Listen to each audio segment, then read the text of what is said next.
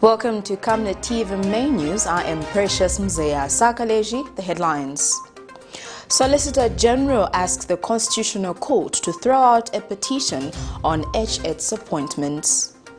Stakeholders demand professionalism from district commissioners.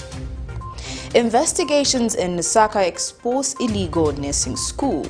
And in international news, South Africa's last white president FW de Klerk dies.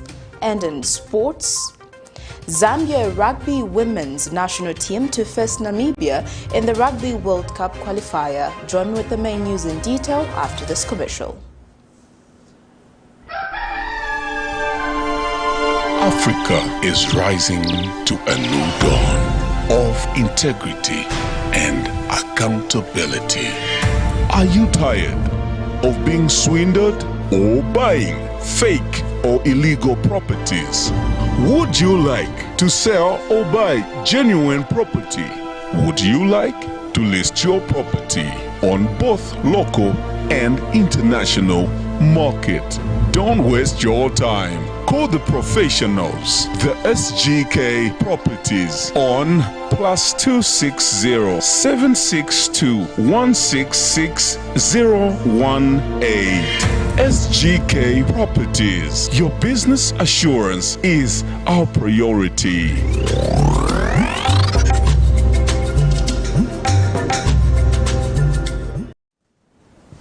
And now the main news in detail.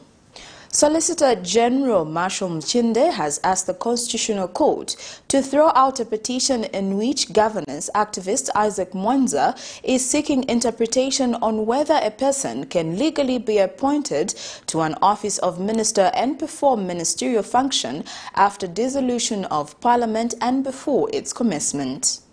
In the supplementary arguments filed before court, Solicitor General Mchinde argues that the urgent appointment of the Minister of Finance rests on the constitutional requirement for the government to prepare and lay before the National Assembly the estimates of revenue and the budget of the country for the next financial year within 90 days of swearing in of the President under Article 2023 of the Constitution. Mr. Mwanza has petitioned the state over the performance of ministerial functions by Finance Minister Stumbeko Msokotwane before the commencement of the National Assembly. Following his appointment as Finance Minister on the 27th of August 2021, Dr. Stumbeko Msokotwane immediately commenced performing his ministerial functions before the commencement of Parliament. This has, however, brought debate, with now governance activist Isaac Mwanza petitioning the state before the country's highest court that it is illegal for a nominated member of parliament to perform ministerial duties before parliament ratification.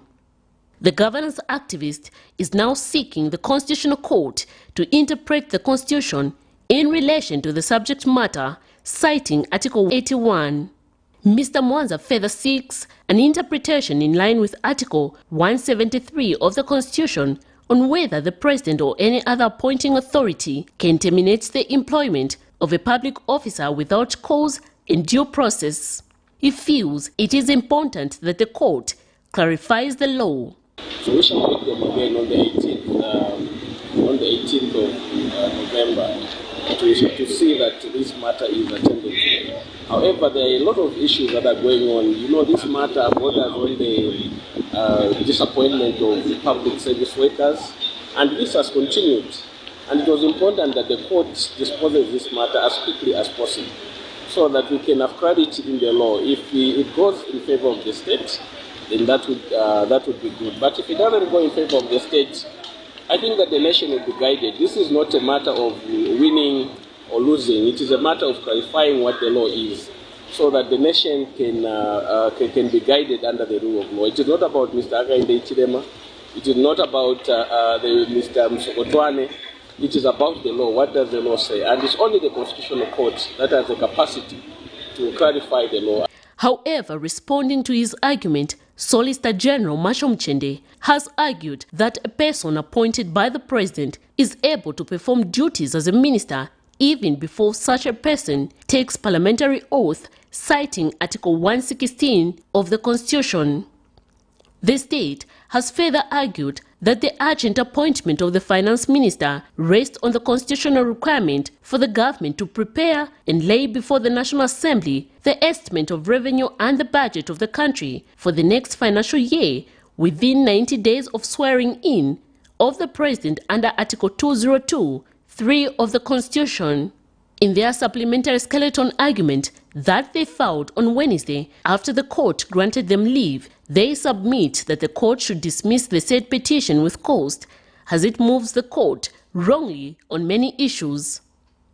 Miriam Kaimba, reporting for Camnet TV News. Wife to National Restoration Party President Stephen Nyirenda, LUSAKA, has asked the Lusaka High Court to set aside the matter in which her husband has dragged her to court, alleging that she forged his signature and fraudulently added her name to his property title deeds. In her skeleton arguments in support of summons to set aside right for irregularities, she argues that the matter is not properly before court and the right should be set aside for irregularity with costs. Mr. Nyirenda, who is also movie TV proprietor, wants the court to nullify the title deeds for his farm in Roma Township because his wife allegedly added herself as a joint tenant. He also wants the court to compel the Ministry of Lands to reissue the certificate of title in his name as it appeared prior to the fraudulent deeds of moiety lodged on 19th June 2019 by his wife. The Nursing and Midwifery Council of Zambia has noted with concern the mushrooming of illegal nursing and midwifery training institutions in the country. During a phone interview, NMCZ Legal Counsel and spokesperson Etamboyo Mulele Buyavani confirmed investigations conducted at Prista College of Science and Technology in Lusaka that indicated that the named institution is offering illegal training services. Ms. Mvulani revealed that the training institution is allegedly illegally training 25 nursing students who were scheduled to undergo clinical placement in Petauke commencing November 10, 2021. The findings followed a tip-off from concerned members of the public who reported to the Council for investigations. Ms. Mvulani has regretted the practice, saying it possesses a great danger to the health sector in the country. The matter has since been reported to the relevant law enforcement agency, and investigations relating to other suspected illegal nursing institutions are still ongoing. So, following a tip-off from concerned members of the public, the Council conducted investigations at Prista College of Health Sciences and Technology in Lusaka on 8 November 2021. This was based on allegations that the college was offering a nursing program in the absence of approval from the council. So we conducted investigations, and these revealed that contrary to Section 35 of the Nurses and Midwives Act number 10 of 2019, the training institution was illegally training 25 nurses who were scheduled to undergo clinical placement in Petauke commencing 10th November 2021. The said college is not registered with the council, and the students are further not indexed or recognized by the council. The matter has since been reported to the relevant law enforcement agency, and investigations relating to other suspected illegal nursing or midwifery institutions are still ongoing. The implication is that as a statutory body, our mandate is to ensure that the public is protected from unqualified nurses and midwives. So if these nurses and midwives students are not properly registered and recognized by us, it means they'll conduct training on patients, because these students, they train on real life patients. So if they're not recognized by us, they're not indexed, we know for a fact that they're not receiving the adequate training that they're supposed to receive. So that poses a danger to the public. A consortium of civil society organizations has observed that despite the government showing commitment to improve funding on the social sector, more still needs to be done to effectively address specific demands. The Jesuit Center for Theological Reflection, JCTR, says the move by the government to incentive the private sector with the view of creating jobs is progressive, but it will not translate into results if right measures are not put in place.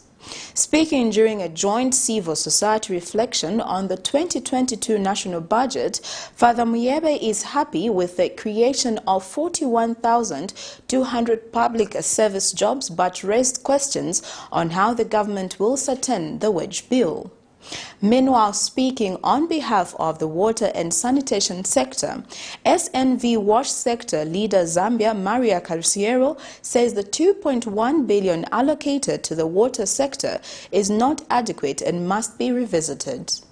While the 2022 national budget could be rated as impressive or progressive by some non-state actors, others would say it is imaginative, with some saying it is retrogressive.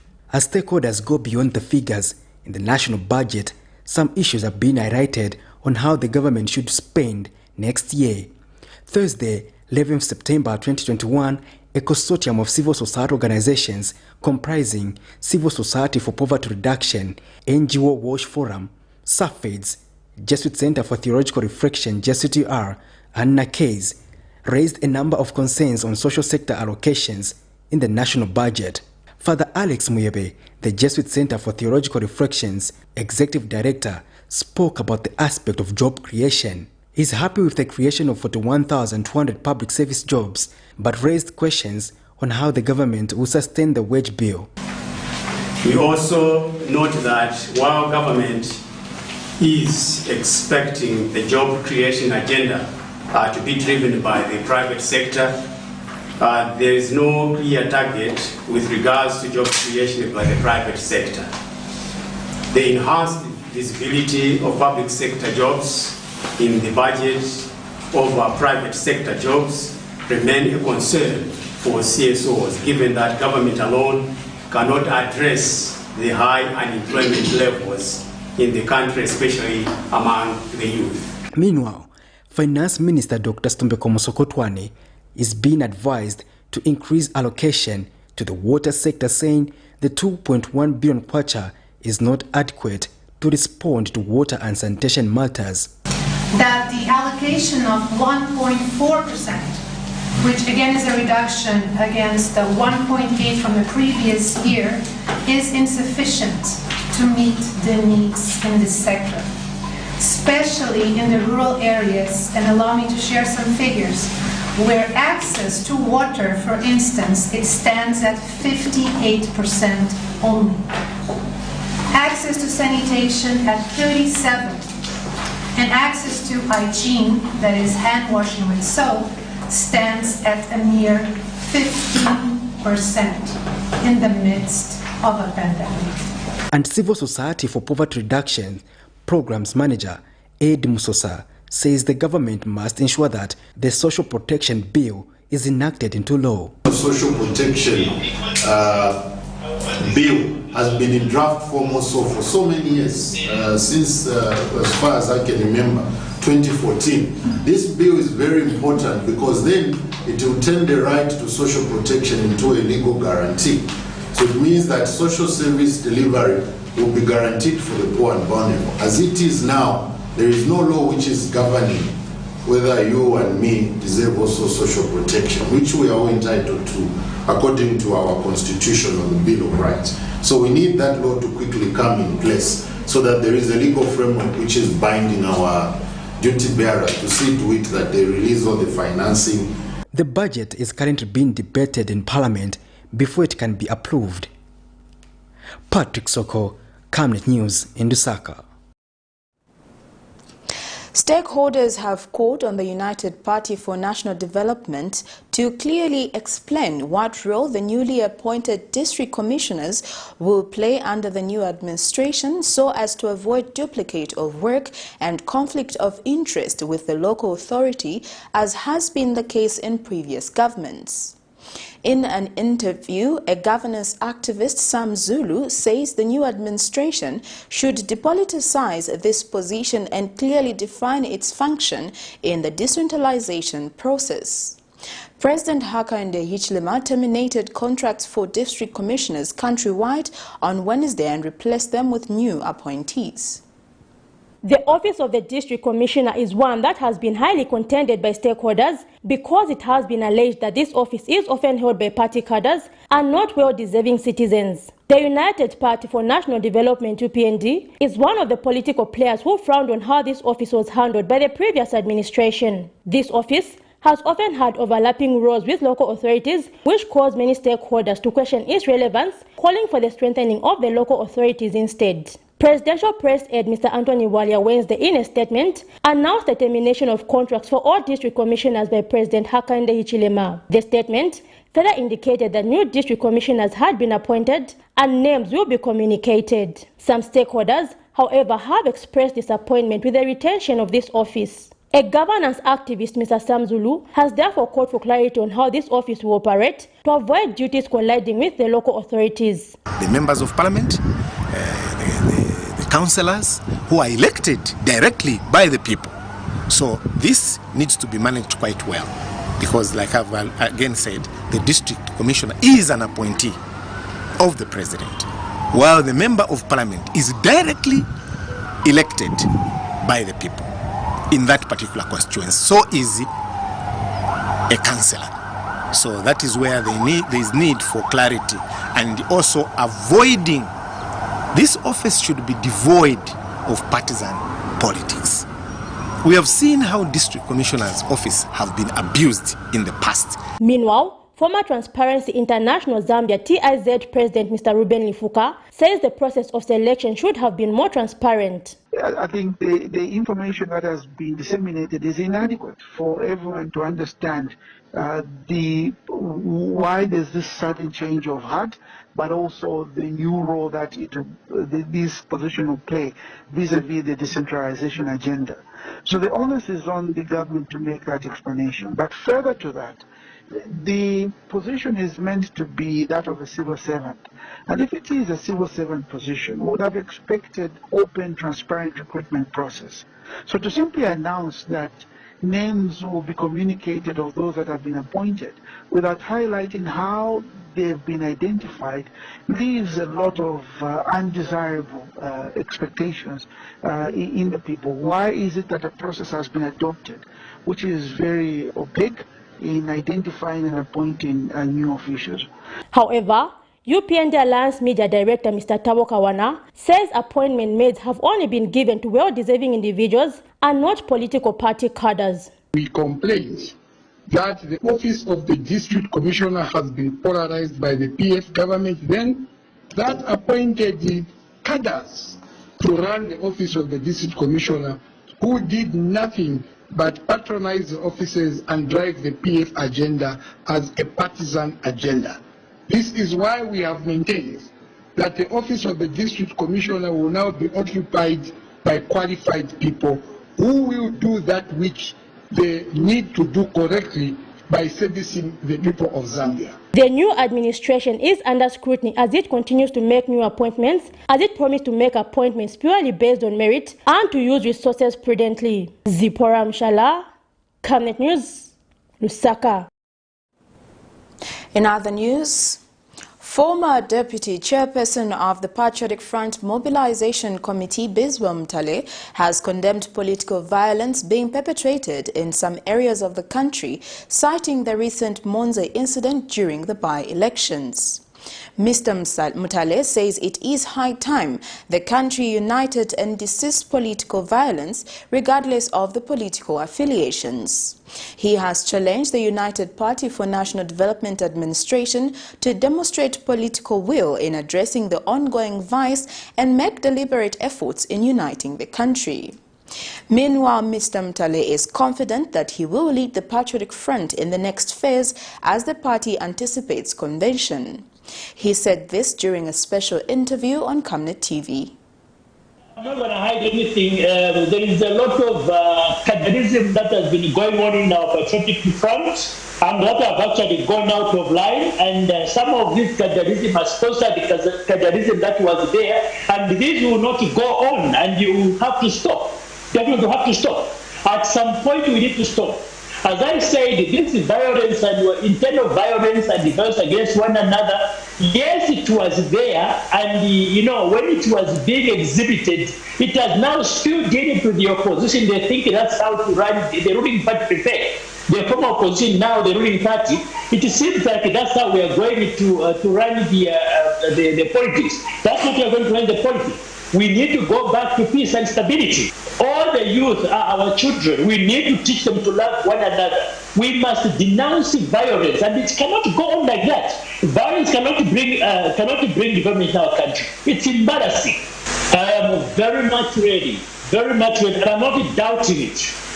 Let the people of Zambia make the decision. And as I'm saying, this time is not an I business. We are going as a people of patriotic front to go and choose the leaders. Biswamta has come out to say that I am ready to take that reign. Now, it is up to the people of Zambia to go and assess. Am I ready to take the reign? Am I able to deliver the party for the day? My answer to that, I am saying I am ready. United Party for National Development UPND says it will live up to its campaign promises of ensuring separation of the party and the state. During a media briefing, a UPND fundraising committee chairperson, Mr. Raphael Mianda, says the party will, in this vein, begin fundraising programs aimed at raising funds to support it so as to ensure that state money is not used to run party operations. He adds that all money raised through fundraising programs will be subject to an audit by external auditors to allow for transparency and accountability. The party will be separated from government. The party will have its own ways of raising resources in order to run our party. This is part of the process which has now started. There will be many more other events which will be taking place in order to raise funds. And this further triggers the element of transparency. We would like to assure the nation and the people of the Republic of Zambia that UPND is determined to run the government of transparency. It centers on accountability, that we are a party that is responsible enough that when we have resources, we are accountable to the members of the public. So this is one thing I would be very glad to inform you that we enjoy transparency, we enjoy accountability in UPND. The Ministry of Green Economy and Environment has ordered for the immediate evacuation of all entities and individuals who have encroached on the forest reserve, even without evacuation notices. Speaking to Parliament Thursday, Minister of Green Economy and Environment, Collins Nzovu, says the mushrooming of settlement in protected areas, include watersheds areas, has led to the loss of 22% of forest cover in the country. The minister says all those who have been involved in illegal settlements in reserves will be prosecuted as they are aimed at destroying natural resources. Madam Speaker, as a result of these illegal activities, almost all the 470 forest reserves, including water catchment areas, have been encroached. This unfortunate situation needs to be halted if our country is to develop and become the middle-income nation that we aspired to be. I therefore, Madam Speaker, want to take this opportunity to inform this House and the general public at large that encroachment on forest reserves and conducting of various illegal activities without a permit or license issued by the Ministry of Green Economy and Environment is illegal, and the offenders will be prosecuted. The new Dawn government was voted into office to deliver development, and this can only happen if we do things within the confines of the law. I want to categorically state that no development, Madam Speaker, can happen in the midst of lawlessness. The ministry will soon take definitive measures to mitigate the loss of and protect the forest reserves. Therefore, without having to resort to issuance of eviction notices, I urge all entities or individuals that have encroached the forests to move out immediately. While it may be noted that such directives have been given before by previous governments and yielded nothing, I want to assure this House that this is a national issue and all must take heed to abide by the law, because the new Dawn government means business. Cement prices in Zambia have remained high despite manufacturers such as Lafarge Zambia announcing a reduction by almost 10% about a fortnight ago. Blockmakers Association of Zambia President Elias Piri has confirmed to Camnet News that the price of the commodity is still the same, wondering when the new prices will be effective.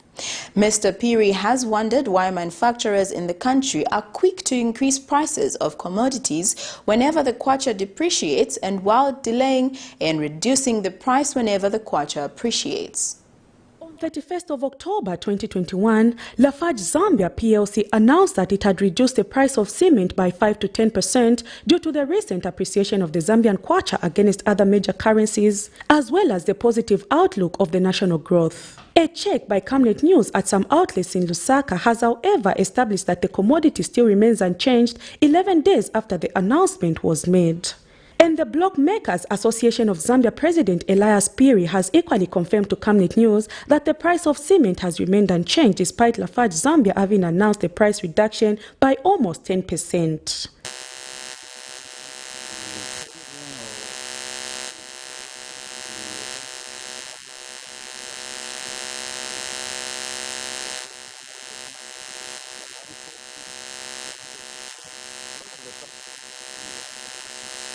Mr. Piri has wondered why companies in Zambia are quick to hike commodity price whenever the local currency depreciates, while delay in reducing the price whenever the currency appreciates.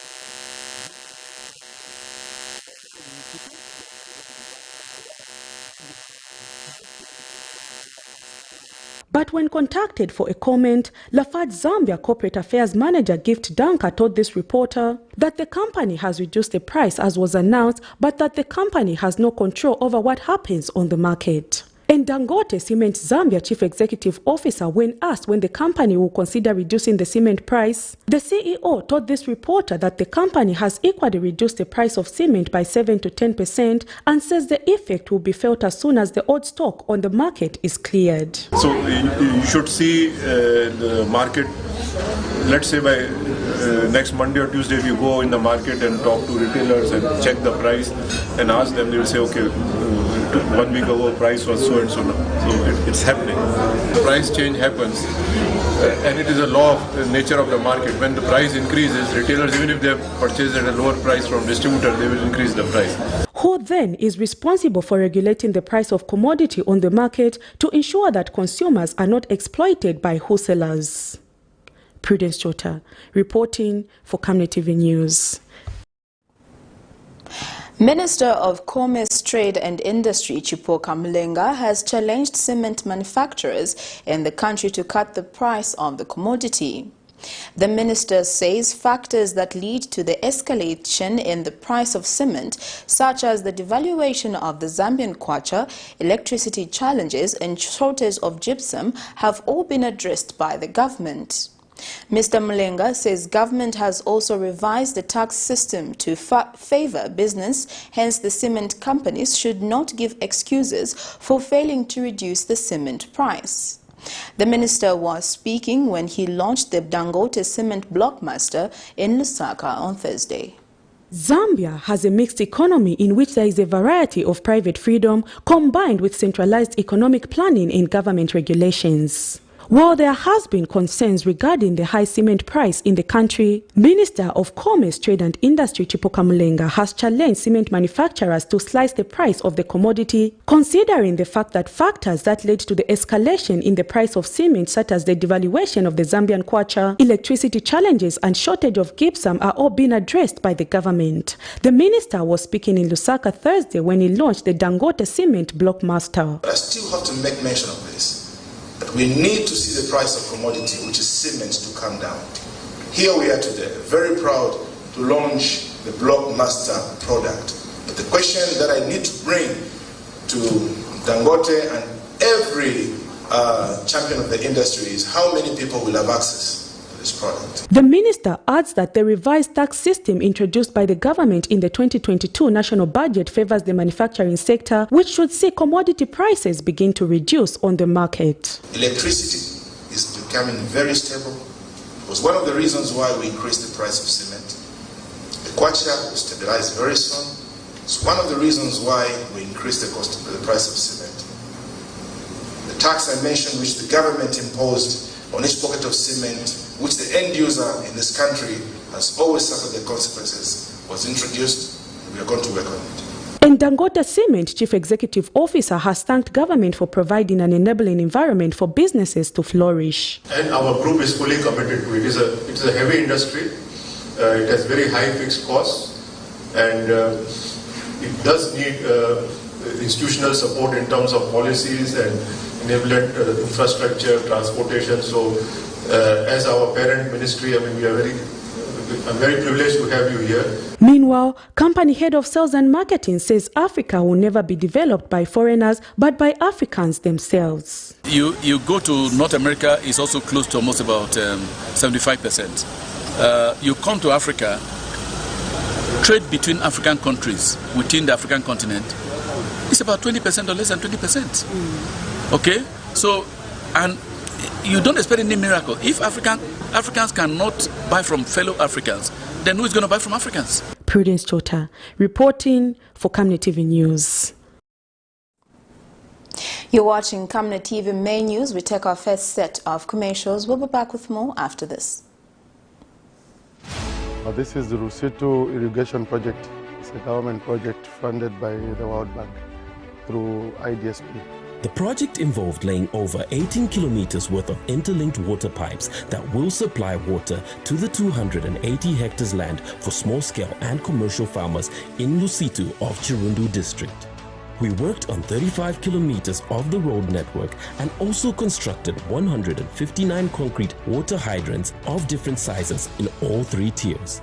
The state-of-the-art water pumping station at the banks of the Zambezi is fitted with 9 water pumps, a dedicated concrete reservoir, a 500 kV automated standby generator, a fully automated pump switching system that is interlinked with a second reservoir of 27,000 cubic liters capacity, which is fitted with 7 water pumps, a standby generator and floater tanks for that extra water pressure on the irrigation lines. Savenda Construction is grateful to the Zambian government and the World Bank for giving us the opportunity to be part of the history of Lusito, as the project will benefit over 282 households once completed, and is just one of the many that Savenda Construction has embarked on, owing to its track record and capacity to deliver as per requirement. Savenda, save nations, develop Africa.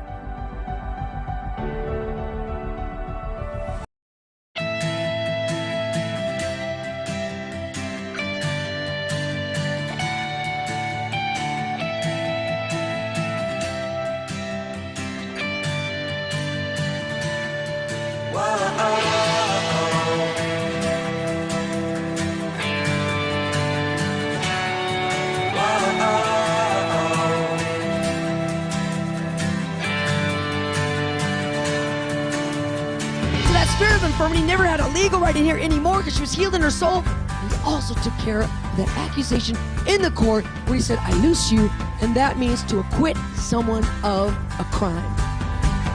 Why does he say, be strong and be courageous, Mamutale? Number one, you've got to be strong. You've got to be courageous when claiming the things that belong to you.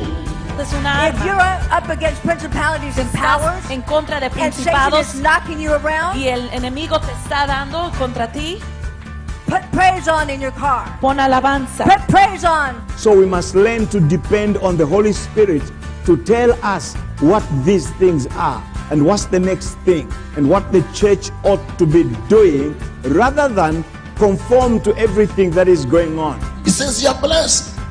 He says flesh and blood has not revealed this to you, but my Father. He will preach the gospel with great power and influence, I say, even to the nations of the earth. And I began to prophesy his destiny. As I did that, the Spirit of the Lord said, now rebuke the spirit of depression. The mystery of your unfulfilled prophecy is found in what I'm saying today, if you hear what the Spirit is saying, because the King is speaking. That everything that God has given you will flourish, because you have his mind like never before, in Jesus' mighty precious name.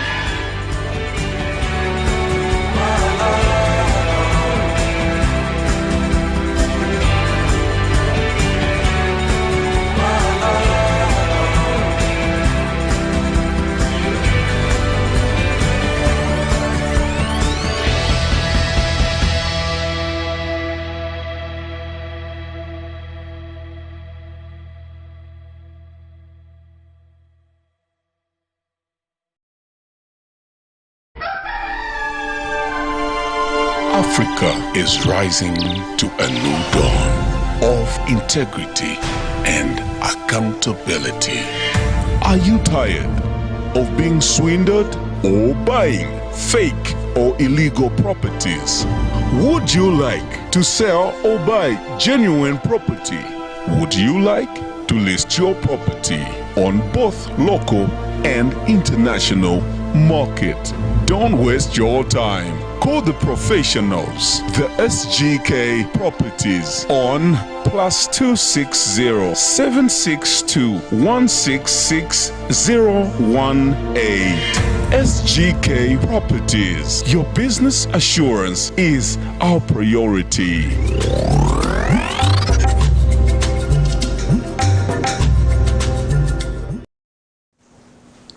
Welcome back. We'll continue with the rest of the main news. The Zambia Timber Association has called on commercial banks to come on board and invest in the timber industry. In an interview with Camnet News, the association president Charles Msange says there is a need for the banks to pay off a deposit to the timber producers whilst waiting to be paid after the selling of timber at economic price. Mr. Msange says when this move is enacted, Mlala Timber will be able to sell not less than $100,000 per container. Meanwhile, Bankers Association of Zambia Public Relations Officer Miriam Zimba says when it comes to issuing money to their clients, the banks carry out what is called risk assessment in accordance to different categories. The Timber Association of Zambia has called on commercial banks to come on board and invest in the timber industry. Timber Association President says there is great need for the industry to have a boost when it comes to the production of Mukula timber. He said this in an interview with Camnet News, that the bank needs to come on board to help the production by providing the resources required.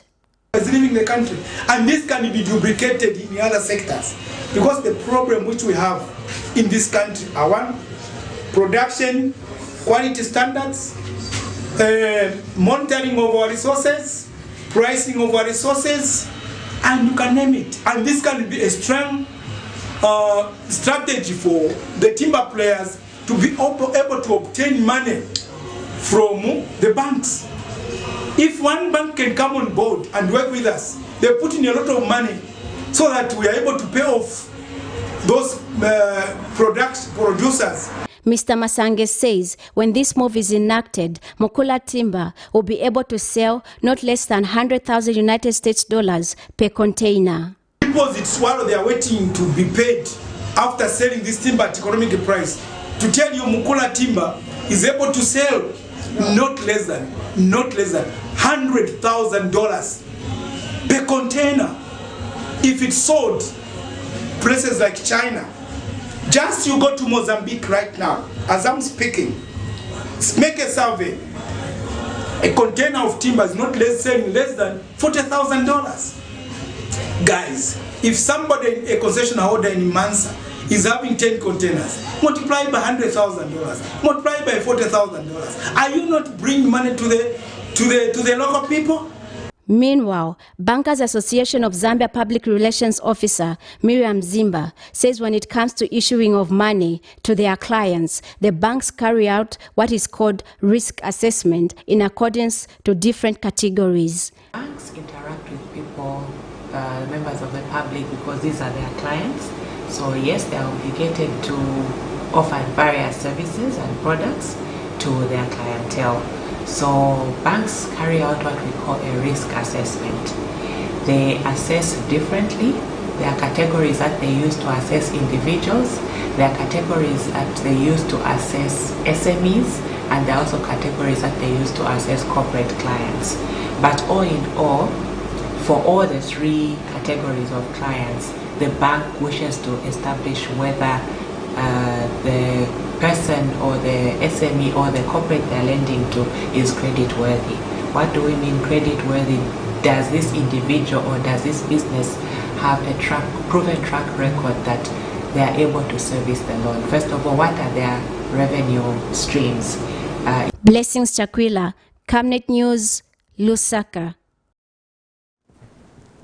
The Zambia Institute of Architects has charged that lack of engagement of architects in most of the construction works has contributed to the poor workmanship on most infrastructures. Speaking at a media briefing Thursday, Institute President Architect Walia Masebo says government and the Zambian citizens have not been fully engaging the architects in most construction works, which are now resulting in poor quality of constructions. He says digital platforms have equally contributed to poor quality of service delivery, as most people are now opting to download architectural works, which has ended in disaster.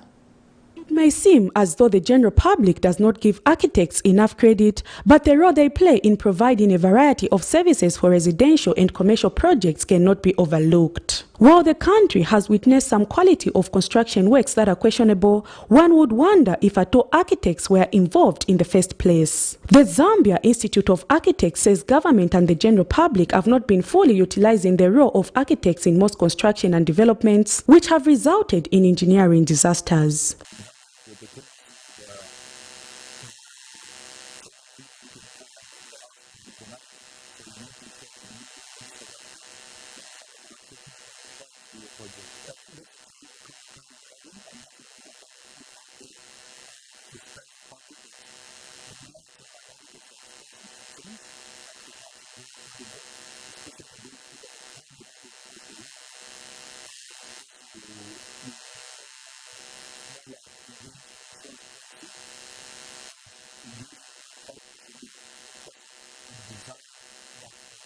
The president further adds that the coming of social media, where people can post and download anything, including architectural drawings, has been contributing to poor delivery of service, and has called on members of the general public to desist from downloading architectural works on social media.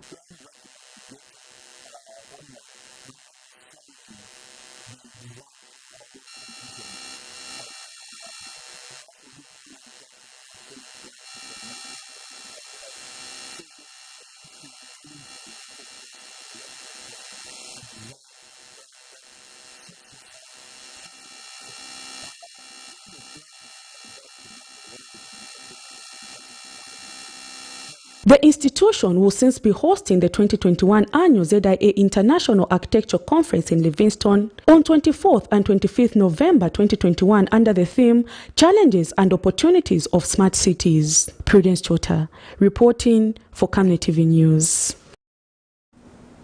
In other news, the Zambia Federation of Disability Organizations, ZAFOD, has noted the lack of direct inclusion of persons with disability in the 2022 national budget. ZAFOD Program and Advocacy Manager Mishek Mtambo notes that the just presented national budget lacks an adequate address of matters relating to promotion of inclusion of the marginalized citizens. He, however, says through the disbursement of the Constituency Development Fund, the organization is hopeful that leaders in respective constituencies will deliberately promote inclusion in their implementation programs. He said this when he appeared on Camnet TV's special program Thursday. The 2022 national budget, earlier presented by the Minister of Finance, Dr. Stumbe Komsokotwani, has so far been analyzed by various stakeholders, highlighting some of the areas that are commendable and those that need more attention. This does not leave out a focus on the inclusion of the mostly marginalized citizens in the country, persons living with disabilities. To add a voice on the ongoing budget analysis activity, the Zambia Federation of Disability Organizations, ZAFOD, has noted the lack of direct inclusion of persons living with disability in the 2022 national budget. ZAFOD Program and Advocacy Manager Mishek Mutamba explains when he appeared on Camnet TV special program Thursday morning. Look at the access to information by persons with disabilities. Yeah, Zambia is not very disability friendly at the moment, if at all. Yeah, and so we are fighting inclusion of persons with disabilities as ZAFOD. That's our national mandate. Yeah, we would like Zambians to become disability friendly, especially our leaders. Okay, I was going through this budget carefully, and you really need a microscope to find the word disability. I found it on inclusive education, and I found it on social protection, cash transfer. Those two. Yeah, those two areas. You know, but we are saying, for example, decentralization. Government is giving resources to where the people are. Okay, then we follow those resources with a keen interest to say who are the decision making at that level, who are the decision makers, what is their composition, do we have self-representation of the marginalized groups, who are these marginalized groups? We are talking about women, the youth, and persons with disabilities. Okay, so I think for us as ZAFOD, we would like to see a situation where the New Dawn government begin to be deliberate towards persons with disabilities, the way they are deliberate towards the youth and women. Mr. Mtamba has since called for a deliberate inclusion of people living with disabilities, even at local level. Yeah, but that future belongs to the youth. And so when the president really shows passion towards the youth, it's logical. But why we want to see the same passion, the same deliberate, awareness that we have a group of citizens who have challenges because they have disabilities. And disabilities bring a set of challenges, including negative attitudes towards them. Negative attitude to a point that they cannot be elected into governance. And if they are not self-representing themselves into governance, they are not closer to the resources. So the decisions that are being made on the utilization of resources will not address their needs. Exactly. It's that simple. As an organization, ZAFOD hopes that through the implementation of the Constituency Development Fund, CDF, people living with disabilities will not be sidelined. Alex Shimba, Camnet News in Lusaka. We take our second set of commercials. Coming next is international and sports news. Team, the trajectory of the business looks very positive, and it looks like we'll be able to launch the She has so much data. Mom. Yes, baby. It says here, global warming and climate change is caused by the pollution from careless activities of human beings. Wow! Son, do you know I can turn my phone into a TV remote? How's that possible? It's so easy. Check this out. Be smart, be fast with mega data from Zamtel. Get your 15 GB mobile data for only 100 kwacha, 30 GB mobile data for only 200 kwacha, and your 70 GB LTE data bundle with free Netflix, YouTube, Facebook, and WhatsApp. Visit our Facebook page, website, or service centers countrywide for more information. Zamtel, your digital lifestyle partner. Your skin is the biggest muscle in your body. That's why we make sure that Oracle is #1 when it comes to taking care of your precious skin. Oracle Pure Petroleum Jelly and Glycerin soothes, moisturizes, and keeps your skin perfect. Oracle Pure Petroleum Products for that perfect skin. This is the Rusito Irrigation Project. It's a government project funded by the World Bank through IDSP. The project involved laying over 18 kilometers worth of interlinked water pipes that will supply water to the 280 hectares land for small-scale and commercial farmers in Lusito of Chirundu district. We worked on 35 kilometers of the road network and also constructed 159 concrete water hydrants of different sizes in all 3 tiers. The state-of-the-art water pumping station at the banks of the Zambezi is fitted with 9 water pumps, a dedicated concrete reservoir, a 500 kV automated standby generator, a fully automated pump switching system that is interlinked with a second reservoir of 27,000 cubic liters capacity, which is fitted with 7 water pumps, a standby generator and floater tanks for that extra water pressure on the irrigation lines. Savenda Construction is grateful to the Zambian government and the World Bank for giving us the opportunity to be part of the history of Lusito, as the project will benefit over 282 households once completed and is just one of the many that Savenda Construction has embarked on, owing to its track record and capacity to deliver as per requirement. Savenda, save nations, develop Africa.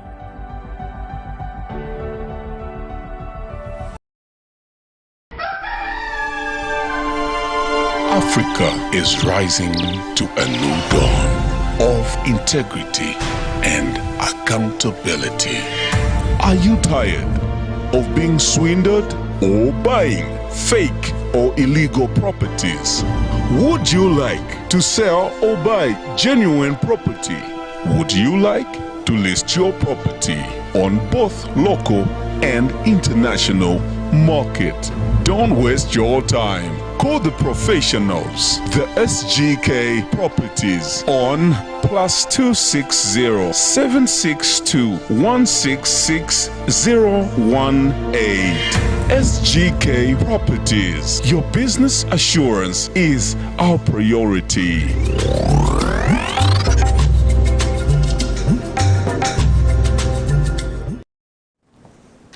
Welcome back. Now getting into our international item. South Africa's last white president, Frederick Willem de Klerk, has died at the age of 85. Mr. de Klerk was reported dead Thursday morning at his home in Cape Town, according to the FW de Klerk Foundation in a statement. He was head of state between September 1989 and May 1994, and in 1990 announced he was releasing anti-apartheid leader Nelson Mandela. The move and further actions led to multi-party polls in 1994, which helped bring an end to apartheid-era South Africa. Moving on, in Burundi, motorists are lining up to get fuel and traders cannot buy goods because of a shortage in foreign currency. Economists say the Western sanction imposed on the country, plus the economic fallout from the COVID-19 pandemic, are making life difficult for its residents. Here's roundup of the international news. Also played my role. South Africa's last white president, Frederick William de Klerk, has died. Mr. de Klerk died Thursday morning at his home in Cape Town, South Africa, according to a statement from the FW de Klerk Foundation. He was 85 years old. De Klerk had been head of state between September 1989 and May 1994. In 1990, he announced he was releasing anti-apartheid leader Nelson Mandela, leading to multi-party polls in 1994. His actions helped to bring an end to apartheid-era South Africa, and he became one of the country's 2 deputy presidents after the multi-party elections in 1994 that saw Mr. Mandela become president. At least 11 students were injured Wednesday at the University of Boy in Cameroon when an alleged blast took place in one of the lecture halls, according to local sources. The injured students were rushed to the nearby hospitals, and the police have launched an investigation into the incident.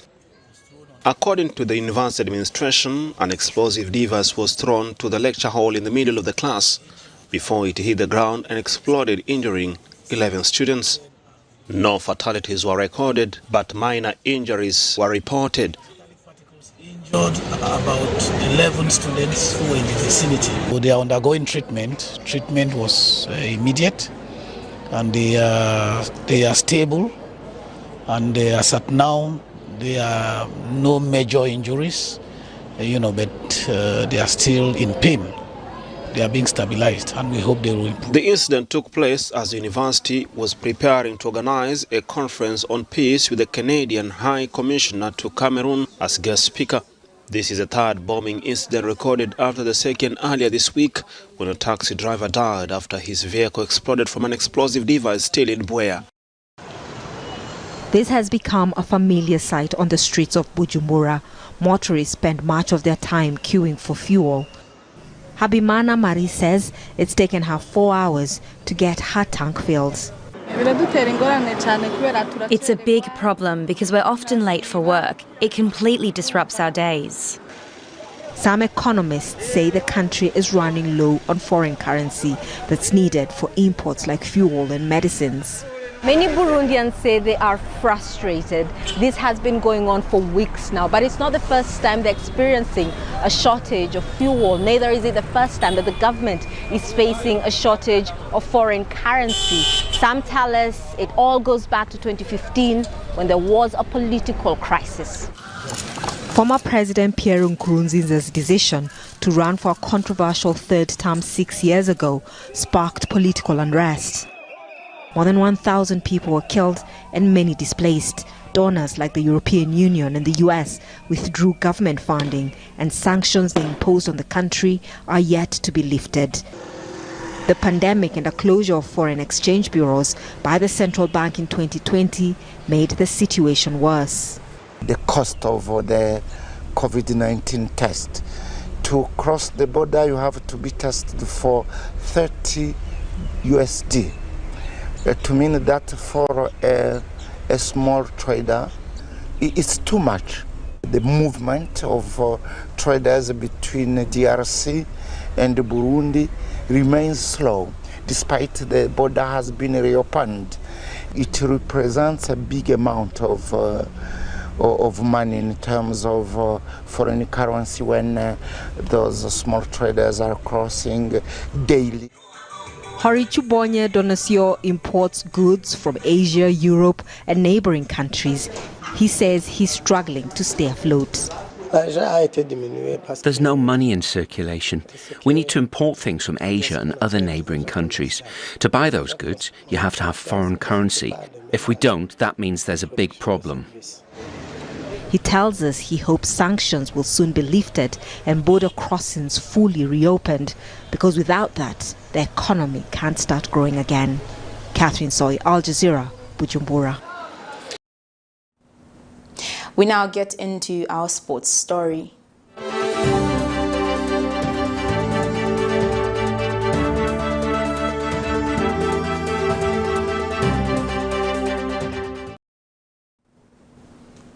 The Zambia Rugby Women's National Team is in Namibia, Windhoek, for the Rugby World Cup qualifier to be held at Hertgildren Stadium that will take place on Saturday, 13th November 2021.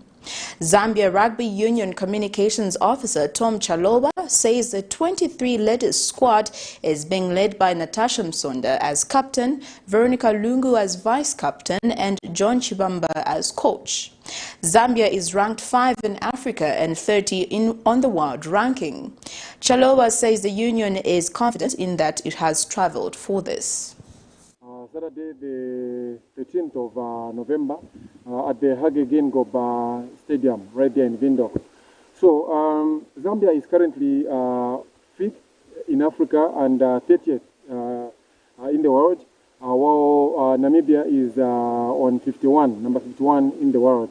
So, already at the moment we have an advantage in as far as the rankings are concerned, but obviously the final results of this weekend's game will have, some implications, obviously, on who takes a step up and who takes that step down. So, obviously, as a union, we are very confident in the team that was chosen by Coach John Chibamba. The team is captained by Natasha Musonda and the vice captain is Veronica Lungu. So that game will be played at 15:30 local time. Well, that sports item brings us to the end of Camnet TV main news, but before we go, here are the headlines once again. Solicitor General asks the Constitutional Court to throw out a petition on HH's appointments. Stakeholders demand professionalism from district commissioners. Investigations in Lusaka expose illegal nursing school. And in international news, South Africa's last white president FW de Klerk dies. And in sports, Zambia rugby women's national team to face Namibia in the Rugby World Cup qualifier. Before we go, here's our Camnet verse of the day, and it's coming from the book of Job 38 verse 4 to 6, and it reads, Where were you when I laid the earth's foundation? Tell me if you understand. Who marked off its dimensions? Surely you know. Who stretched a measuring line across it? On what were its footnotes set, or who laid its cornerstone? Thank you for joining me. I'm Precious Mzea Sakaleji. Pleasant viewing.